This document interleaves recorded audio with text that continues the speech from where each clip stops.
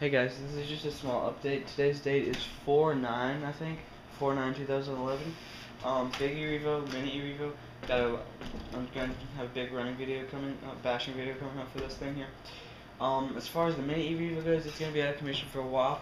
The rear diff and ring is gone. I don't feel like changing that, so I don't have the money to buy it either. And then I need to get the Traxxas CVDs because I bought the Integy ones, and they're horrible. Because the pin that holds it all together, that pin doesn't stay in there. Because with the speed of the NIMH pack, which is not much, if you own an A-Revo, you know that, like, with the NIMH pack, it's just horrible. Well, that pin breaks, falls out, and then your CVD, every single part of it, but what's in the drive shaft and what's the wheel nuts holding onto, it gets scattered, and you have to sit there and pick through grass trying to find it. So I called NTG and it was like, see, your product, it failed on me. And they were like, okay, well, you can get a new one. This is after I drove it one pack and this happened, one pack. And I thought it was a faulty, like one faulty CVD. And well, I get the new one in, I get it all fixed up. I actually wrapped glue around the seal to glue that seal in. I put super glue and then I took shoe goo. So I was like, that thing's not coming off. And so, well, I was driving it, and then the other side breaks. So I was like, wow, this is pretty trifling. And so what I did is I found all the pieces. I took a body pin, made a body pin because the body pin's a little bit thicker than what comes with it. And I was like, maybe this will help.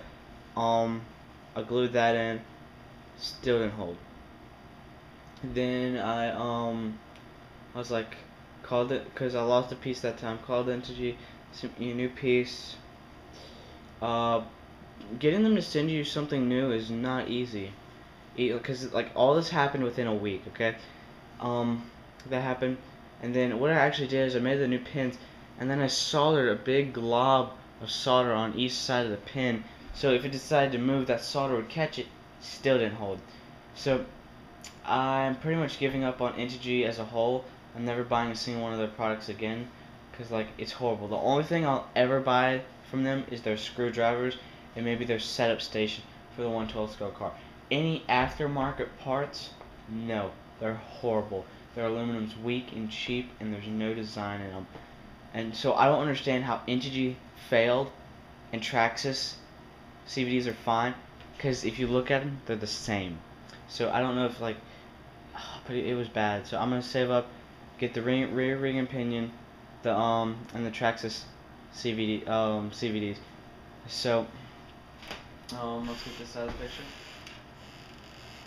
Now we're left with the big monster here. I just did a running video for Chris 1689 or 96 or something like that. He wanted to see how this battery would perform in it, which is the Gens Ace 5000 milliamp 40C battery. If you want me to if you ever want me to test something that's like budget and you're too afraid to do it yourself, just you have to be a subscriber first. You have to be a subscriber for at least a month, and be like, hey, can you review this product? And I'll be like, sure, I'll review it, and I'll if I don't have the money for it right away, I'll save up and get it and review it for you. If it's a battery, I'll test the battery. I'll do that for you. If it's a motor and ESC, I'll do that. No problems with that. Great car, haven't had any problems. I stripped one of the A-arms out. I was bashing on a skate park, and the ball stud and the top A-arm pulled out. And so, hello RPM.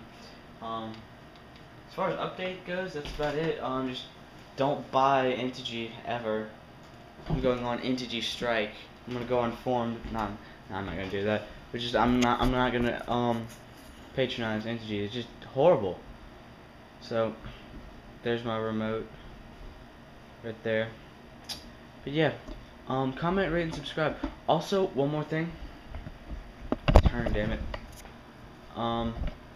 Right here's my up here on EOS0606i, which is a pretty good charger if you're not running off-road too much, especially 1/8 scale on-road, mainly sticking to 1/10 scale off-road. That's because it charges at 6 amps, which is pretty good for an AC/DC charger. So I can run it straight to the wall, like a wall plug outlet, and plug that into the thing without having a power supply, which is pretty nice. But I'm getting more batteries and I want to charge things quicker. So I'm gonna get a 600 watt Hobby King power supply, which is $70 something. And then there's a thread on RC Nightmare, saying I'm looking for a two-port, two-port. Let me think. Two-port, 7+ amp per port charger to charge my batteries faster. And do that.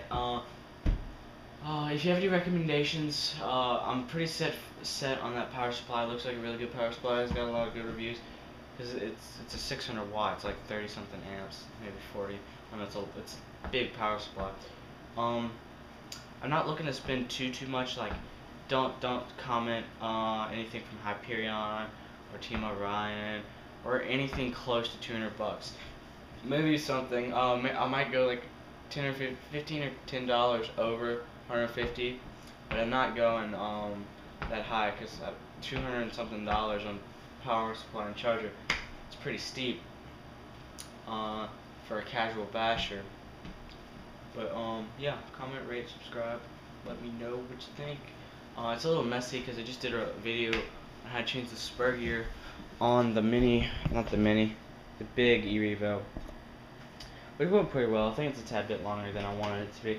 But it goes into step by step how to change the spur gear on your e-revo. It's geared for beginners that if they strip the spur gear. It's a pretty intimidating job if you don't know what you're doing. If you've never had an RC car before, and this is your first one, it's pretty intimidating. Because you can't just undo that bolt and pull it off because it's like the gear sitting in the groove in the chassis, and when you do that, it catches on the chassis, and so you have to go through some steps to get it out. But yeah, I'm gonna do some mods. I'm gonna turn this thing into a wheelie monster. I'm gonna jack it up real high, and I'm gonna want it to get ride wheelies ridiculously long on 2-cell batteries. So I don't know what I'm gonna have to do to get that going, but wish me the best of luck. So I'm gonna put a link in the description for RC Nightmare and that thread. Sign up, comment on that thread. About the charger. Also, yeah, it's a great forum. Just lots of good people. I'll put a link for RC Nightmare's channel. Great channel. I think he hit 1,200 subscribers, maybe.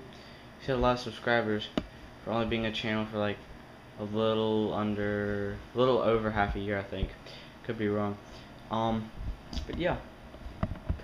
If you look up there, there's my 812R 5.1. So yeah, comment, rate, subscribe for me, y'all.